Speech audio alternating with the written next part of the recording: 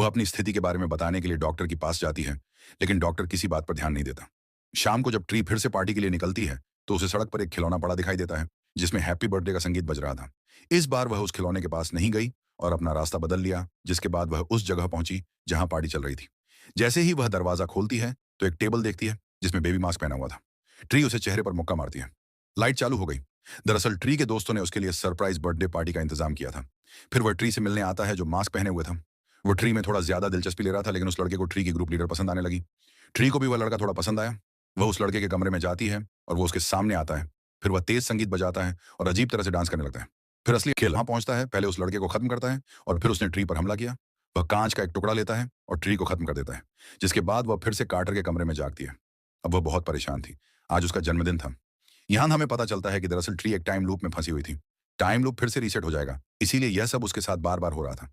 ये उसकी happy birthday happy death day थी। जब ट्री बाहर आती है तो उसके साथ वही होता है जो पहले हुआ था। वह तेजी से अपने हॉस्टल पहुंचती है और अपनी रूममेट लॉरी को बताती है, लेकिन उसने इन बातों पर विश्वास नहीं किया। अब उसे ये सब सुनने के बाद ऐसा लगा कि ट्री बीमार है। वह ट्री से कहती है कि आज रात घर पर आराम करो।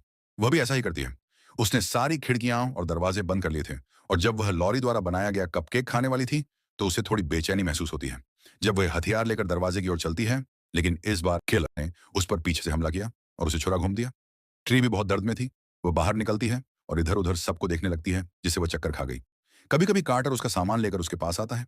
कार्टर से मदद मांगी। वो उसे सब कुछ बताती है। सब कुछ सुनने के बाद कार्टर कहता है कि तुम एक टाइम लूप में फंसी हुई हो, और जब तक तुम अपने किलर को नहीं पकड़ोगी, तब तक बाहर नहीं आ सकती। वह उन लोगों की सूची बनाना शुरू करता है जो तुम्हें खत्म करना चाहते हैं।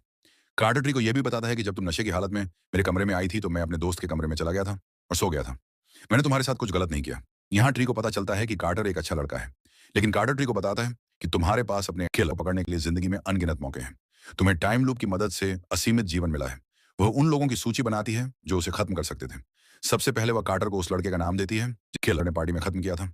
फिर वह उस लड़के पर नजर रखती है जिसे ट्री पसंद करती थी, लेकिन वह देखती है कि वह लड़का खुद एक अधिकारी के साथ है। फिर किलर पीछे से आता है और ट्री को फिर से खत्म कर देता है। इस तरह समय फिर से रीसेट हो जाता है। दूसरी बार ट्री अब डॉक्टर की पत्नी पर नजर रखती है और ट्री अपनी समूह नेता पर नजर रखती है। उसे लगता है कि यही एंडर है, इसलिए वह उससे लड़ते हुए सड़क पर गिर जाती है और अचानक एक ट्रक आया और उन दोनों को कुचल दिया। और इस तरह ट्री ने एक एक कर सभी लोगों के बारे में पता लगा लिया था, लेकिन उसे अभी तक किल नहीं मिला था। अगली सुबह जब ट्री फिर से अपने हॉस्टल से जिंदा बाहर आती है, तो इस बार वह कपड़े नहीं पहनी थी, जिसे देखकर हर कोई हैरान रह गया। यहाँ ट्री जानती थी कि वह शाम को मर जाएगी और सब कुछ भूल जाएगी। फिर शाम को एंडर ने ट्री को फिर से खत्म कर दिया, और फिर जब समय फिर से रीसेट होता है, तो वह कार्टर के कमरे में जागती है।